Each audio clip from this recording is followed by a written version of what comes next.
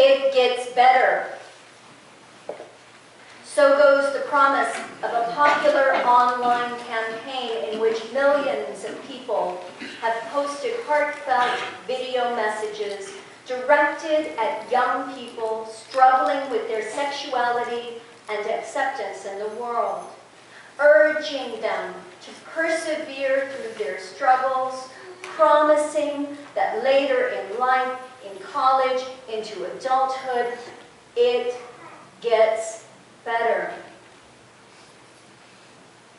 But 15-year-old Jamie Hubley of Ottawa, in his last messages to the world, lamented, "I don't want to wait 3 more years. This hurts too much. How do you even know it will get better? It's not." Jamie Hubley, dead at age 15. Jean-Philippe had a secret after his sister found him hanging from a wooden beam in the family home. They found his suicide note, which read in part, "To all who loved me and to the ones who did not love me. I am sick of this, so sick I could puke. I am so lonely, so alone with what I am suffering. I'd rather die than go on suffering like this. P.S. By the way, I was gay, and I would like to say to the ones who still love me that I will never forget them." Jean-Philippe, dead at 14.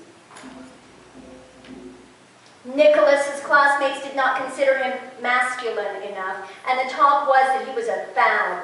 One day his class was passing the school swimming pool, so some boys threw him in, fully clothed. Everyone, including the teacher, had a good laugh. It was the last straw, and the next day he killed himself by jumping from the top of the village's railway bridge. Nicholas, dead, age 15. Shaquille of Ajax, Ontario, came out as gay to a friend one summer who then outed him online, which started a full-on bullying campaign through the web and at school. Days after being stuffed in a garbage can by bullies, he hanged himself. Shaquille Wisdom, dead, age 13.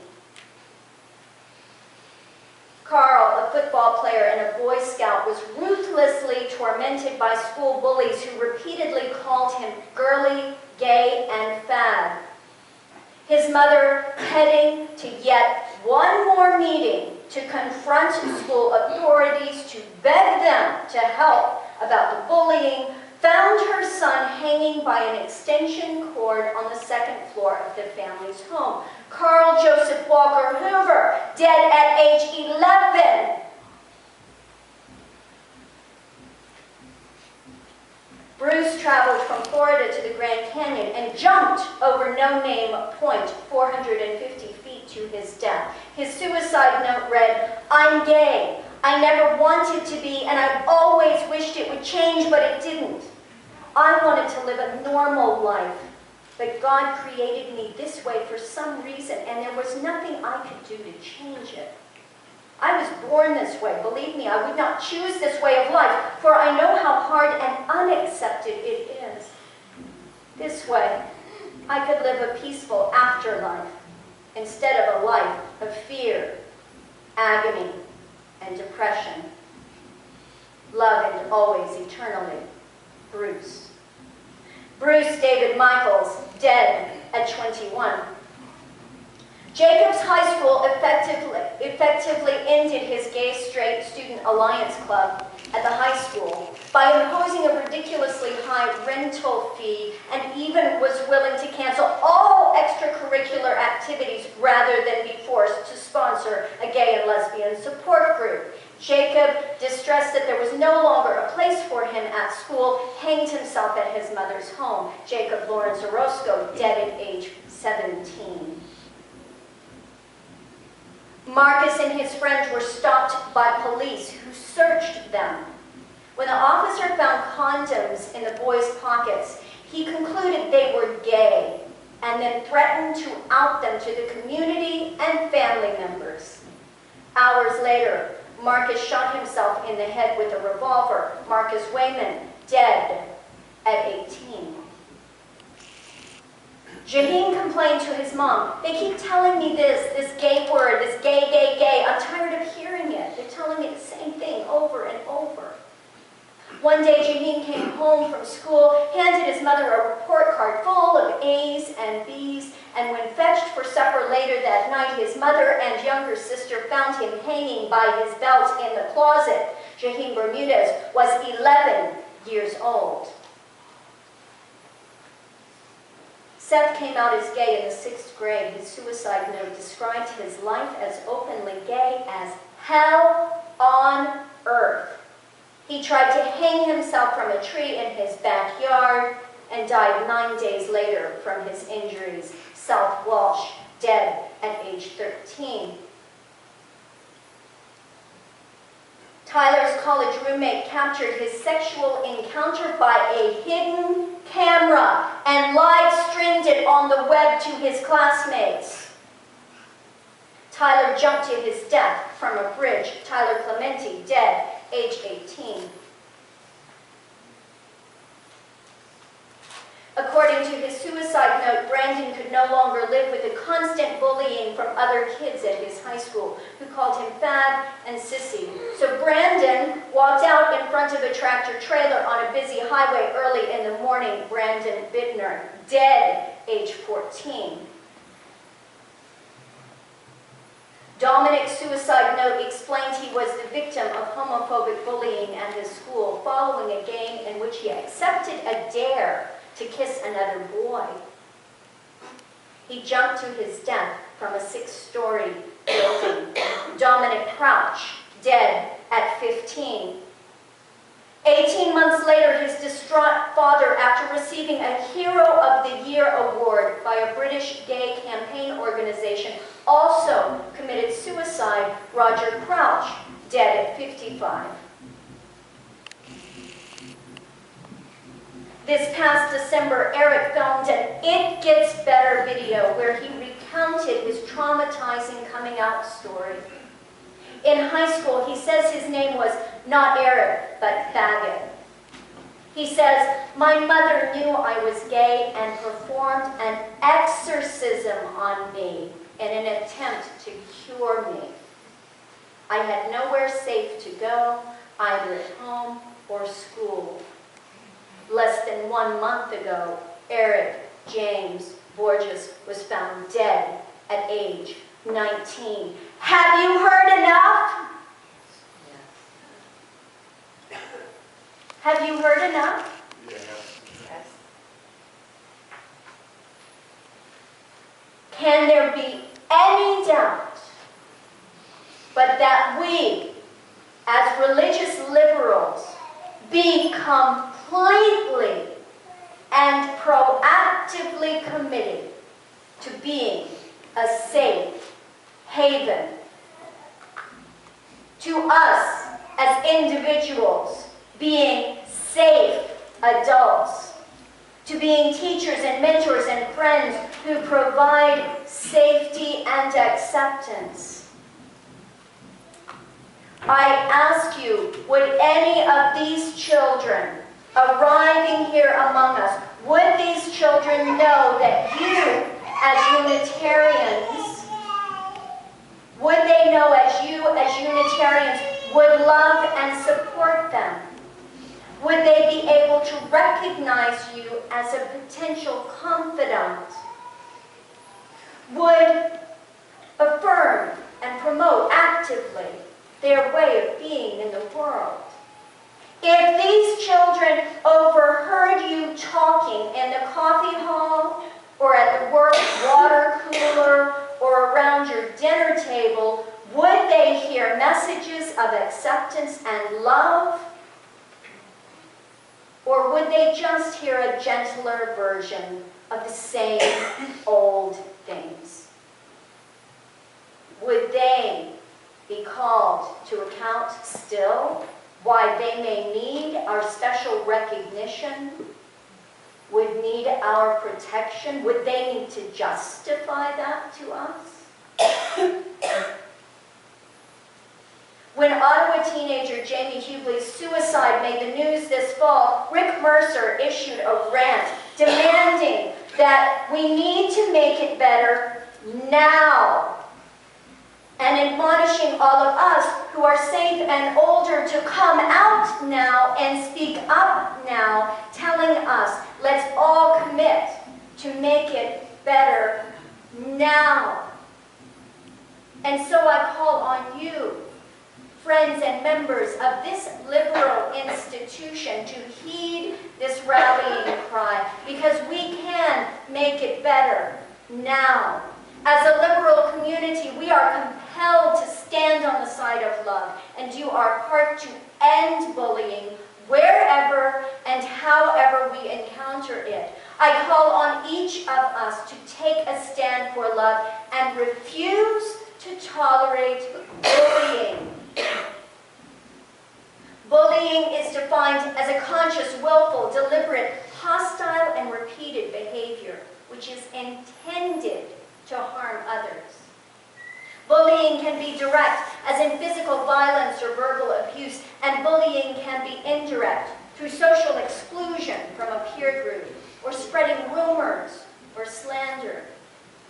Statistically, estimates are that 1 in 4 school-age Canadian children experience bullying, many on an ongoing basis. 1 in 4. And while we tend to think of bullying as a playground phenomenon, we all know that we can still find bullies in our adult lives, as bosses, as co-workers, even as partners. If you are willing, will you rise if you are someone who has experienced bullying in your lifetime?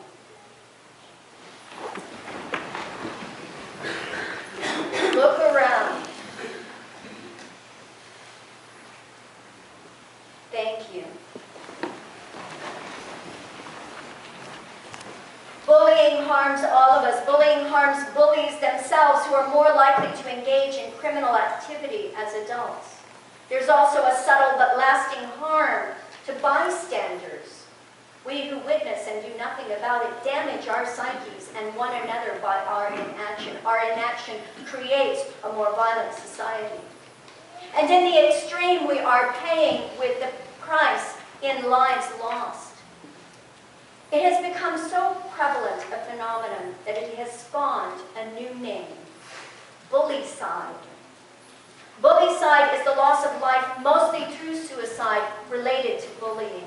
And a disproportionate number of those bullycide suicides are related to sexual orientation and gender identity.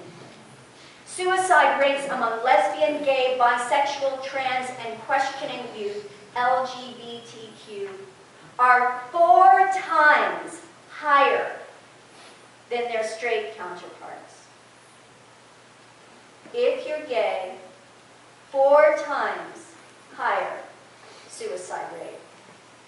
Suicide is the #1 cause of death for sexual minority youth in North America.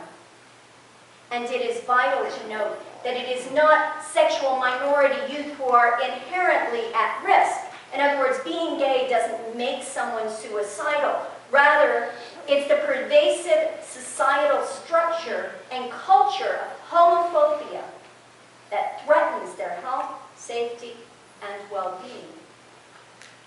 In 2008, Statistics Canada found that LGBTQ youth and adults experience higher rates of violent victimization, including sexual assault, robbery, physical assault, and rates of discrimination 3 times higher than that of heterosexuals. Now, white liberals need no convincing that there's nothing wrong with being brown or black. But sexual diversity continues to lie at those outermost reaches of some people's understanding, because it is still so misunderstood and therefore feared. It is imperative that we as Unitarians commit to becoming a safe haven, to stay a safe haven, to be proactively a safe haven. In our foyer, we display the rainbow flag, which is the symbol of LGBTQ support. And it bears noting that LGBTQ are just a handful of the initials designated what is really a vast and infinite variety of sexuality. LGBTQ, RSTU, VWXYZ, and we'll have to invent new letters of the alphabet to actually define it. A framed certificate declaring us to be a welcoming congregation hangs above our visitors' table and guest book. To receive the designation as Unitarians of a welcoming congregation, this community participated in a process of educational forums and commitments toward becoming more intentionally inclusive. And this congregation has demonstrated a great deal of growth beyond the fractious history and fallout of that controversy surrounding the rocky road to achieving welcoming congregation designation over a decade ago. But I fear we've become complacent as a community, falsely believing that our work here is done. And so I ask today, in honor of the Jamie Hubleys of the world, that we recommit this congregation status as a welcoming congregation, that we recommit to stand on the side of love, not by blindly acquiescing to the status, but by confronting any remaining discomfort in your heart and asking about those things that you may not understand. Be in relationship to us. And now, I have a challenge to my brothers and sisters in queerdom. Come out, whoever you are. They can't begin to understand us until they know who we are. And those hidden, particularly those youths, are desperate for role models. It bears reminding all of us, we're here, we're queer, get used to it. And those of you who are flagrantly heterosexual, oh, you know who you are. You're always throwing it up in our faces. You flagrant heterosexuals, we will no longer settle for toleration. We want you to go even beyond acceptance. We deserve your active support. Our first principle claims we affirm and promote the worth and dignity of every person. We affirm and promote. That's a call to action. It doesn't say we theorize about worth and dignity, or we allow it, or we talk it to death, or we assume it. Our principles actually call us to act on it. And as Unitarian Universalists, we stand on the side of love. Here in Canada, we served as the test case and championing interveners that legalized same-sex marriage in Canada. We know there is always room for one more diversity, and let us make that as our goal, that we celebrate the full spectrum of sexual diversity, that we learn to become positive, proactive, and effective allies in KW, and take this message out to our workplaces, our dinner tables, our health clubs, and our soccer fields, that we stand up to bullying in all its forms.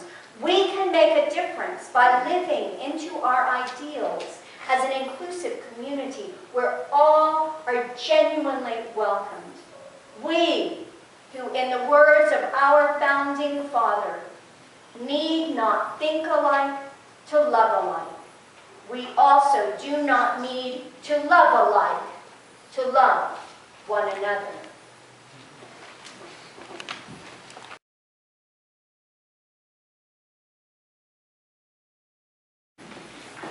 Make it better, now, but how? Last Friday, I attended the Waterloo Mayor's Interfaith Summit. Clergy of all faiths have been gathering to consider how to partner with one another and the city to improve the quality of our community, to make it more intentionally inclusive and therefore more safe as it grows and we learn about one another. One of our topics was the startling rise in hate crimes in the Waterloo region, and you will hear way more about that from me in the coming months. Waterloo region has the highest rate of hate crime in Canada.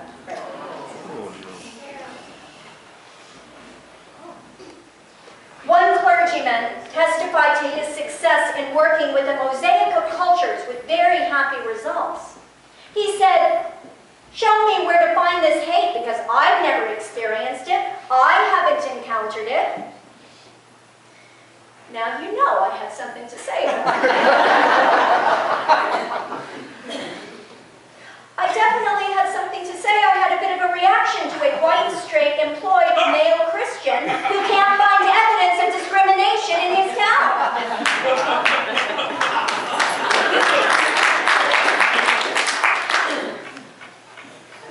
And so I outed myself again as a bisexual woman. And then I invited him to walk down the street holding hands with another man. "Oh, you'll find some trouble," I said. "But for you here, I invite you instead to attend one of our upcoming diversity forums. I regret that today's was canceled and we will try to reschedule that. But on April the 1st, there is another forum after the service with a professional diversity coordinator from the university. Please don't miss it, April 1st. And later this spring, I'll be hosting a discussion series, exploring our personal attitudes and discomfort with the edges of difference and diversity." Later on Friday, still at that Interfaith Summit, Mayor Brenda Halloran responded to my tirade, my polite measured question of my colleagues' confusion. So the mayor presented an example of countering hate in her work by talking about her experiences talking to school children. Mayor Halloran's challenge to her school groups was simple, and I was so taken with it that I am asking you for it too. She asked for a simple commitment of 10 seconds. According to bullying.org, studies show it takes less than 10 seconds for a witness to redirect and stop bullying a majority of the time. 10 seconds. Do you have 10 seconds to spare? To protect someone? To protect your own psyche? To speak up simply and plainly against oppression? To challenge a bigoted assumption? To show a victim that they are not alone? To maybe save a life? To let the Jamie Hubleys of the world know they are not alone? Next time someone makes a crack about homosexual lifestyles in the coffee hall, or by the water cooler, or at the dinner table, or debating whether or not they agree with gay marriage, could you please take 10 seconds and just recite our first principle, worth and dignity of every person, no exceptions? Could you spend 10 seconds asking why agreement is necessary to hold people in love and grant equal rights under the law? Silence breeds consent. Silence breeds contempt. And 10 seconds can make a difference. And so I ask you, who among you will give 10 seconds? Will you please stand, if you can spare 10 seconds, to make a commitment and stand on the side of love. Look around you. 10 seconds. May